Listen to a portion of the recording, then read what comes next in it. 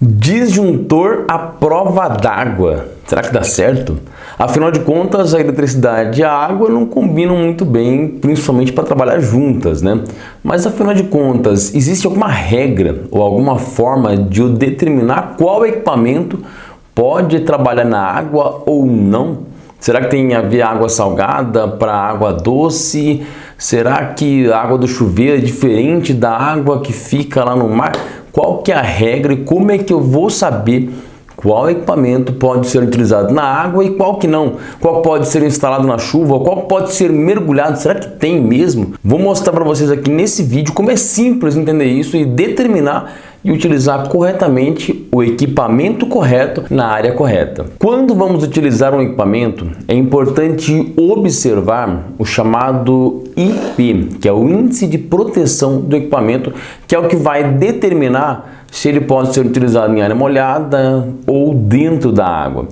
Esse índice de proteção ele é composto de dois números. O primeiro número ele vai determinar qual é a capacidade dele de proteção contra sólidos, ou seja, uma pedra, uma areia ou talvez um objeto maior. Já o segundo dígito é o que vai determinar qual é a capacidade dele de proteção contra líquidos. Isso pode ser água ou qualquer outro tipo de líquido. Então, por exemplo, um equipamento que ele tenha um grau de proteção IP e ele começa com 0, quer dizer que ele não tem nenhuma proteção contra absolutamente nenhum tipo de sólido. Já se o primeiro dígito for o número 1, ele tem uma proteção contra objetos sólidos com 50 milímetros de diâmetro ou mais, menos do que isso ele não consegue proteger. Já se o dígito for 2, ele consegue proteger contra objetos sólidos com 12,5 milímetros de diâmetro ou mais.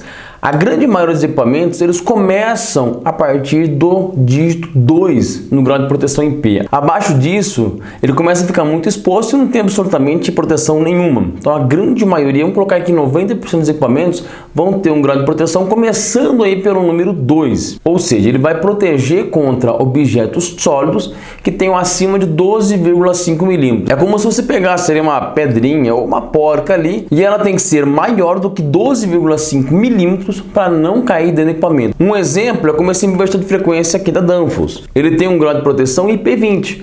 E aí dá para perceber que, por exemplo, nessa área dele, que é o que fica voltado diretamente para cima, um objeto maior do que 12,5 milímetros não irá conseguir penetrar dentro do equipamento. A mesma coisa vale, por exemplo, para a grande maioria dos disjuntores, o qual o grau de proteção é o chamado IP20. Ou seja, um objeto maior do que 12,5 milímetros não vai conseguir penetrar dentro do equipamento. E aí, quanto maior for esse primeiro dígito, maior vai ser a proteção dele contra sólidos. Quando chegamos, por exemplo, no primeiro dígito 4, ele tem uma proteção contra objetos sólidos com 1 milímetro de diâmetro ou maior. Esse é um exemplo dessa tomada aqui da Tramontina, no qual o grau de proteção dela é IP44, ou seja, o primeiro dígito é 4. Ou seja, pequenas pedrinhas ali, objetos muito pequenos, maiores do que 1 milímetro, não vão conseguir penetrar dentro do objeto.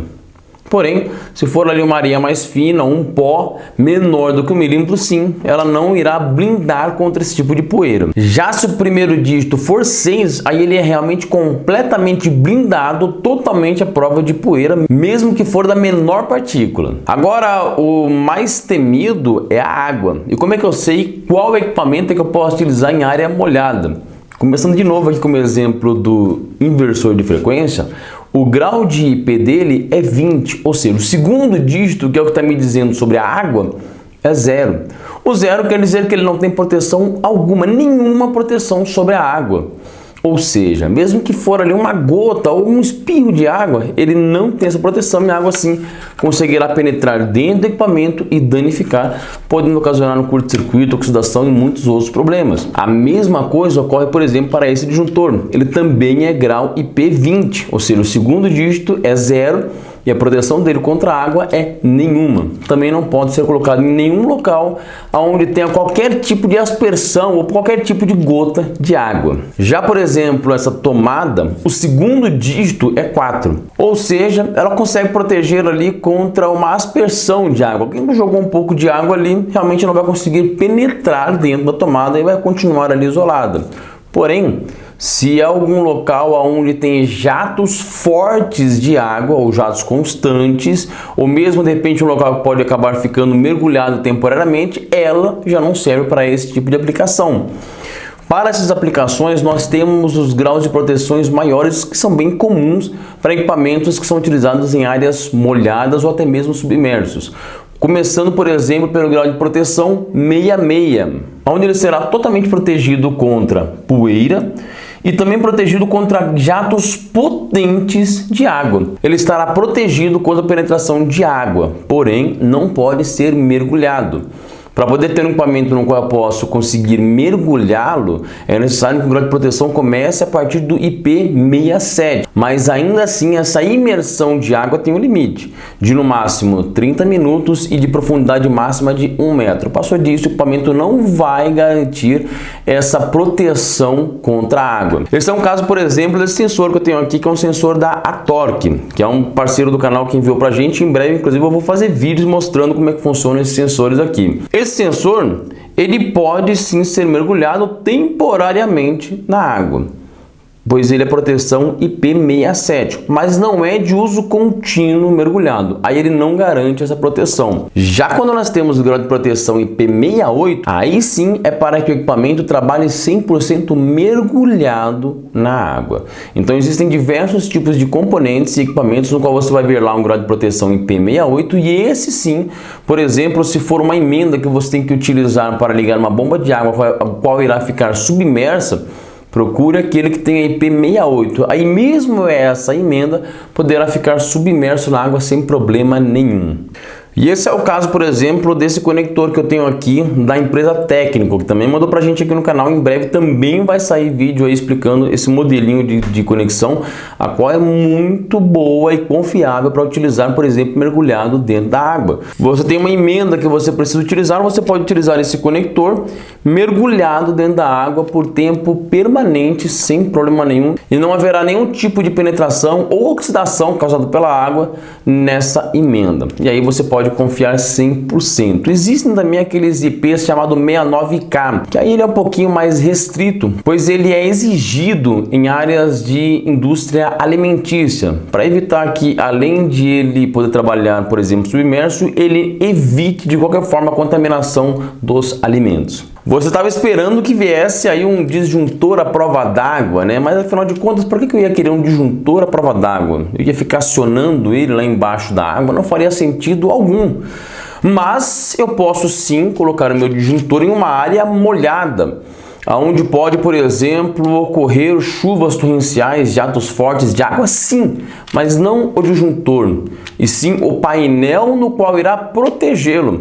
Os painéis elétricos, tanto aqueles feitos de PVC quanto os metálicos, eles também possuem um grau de IP. E é importante você observar qual é a proteção desse painel para poder conseguir entender corretamente qual é o tipo de área que ele pode ser aplicado. Por exemplo, em área alimentícia, na grande maioria é exigido que, além dele ter uma proteção maior, como por exemplo o IP67, ele também seja feito de aço inox para evitar contaminações também nos alimentos. Então fique atento quando você for determinar um componente que você for utilizar em algumas áreas. Fique atento aí com esse grau de proteção IP para você não colocar um componente que não aceita nenhum tipo de área molhada. Você está colocando um ali que talvez ele possa oxidar, se danificar mais rapidamente, ou até mesmo acabar ocasionando ali um curto-circuito, ou até mesmo um acidente, causando um choque elétrico em uma pessoa de forma involuntária. Gostou desse conteúdo? Não sabia dessa? Deixa aqui embaixo, aqui nos comentários. Eu vou deixar também aqui embaixo o link do nosso WhatsApp. Clica lá, se você quiser tabelinha, pede lá no nosso WhatsApp que eu envio para vocês. E se você ainda não é inscrito no canal, se inscreva aqui no canal, ativa o sininho para receber as notificações. Se você já é inscrito, deixa aquele like aqui, deixa seu comentário e eu aguardo você no próximo vídeo.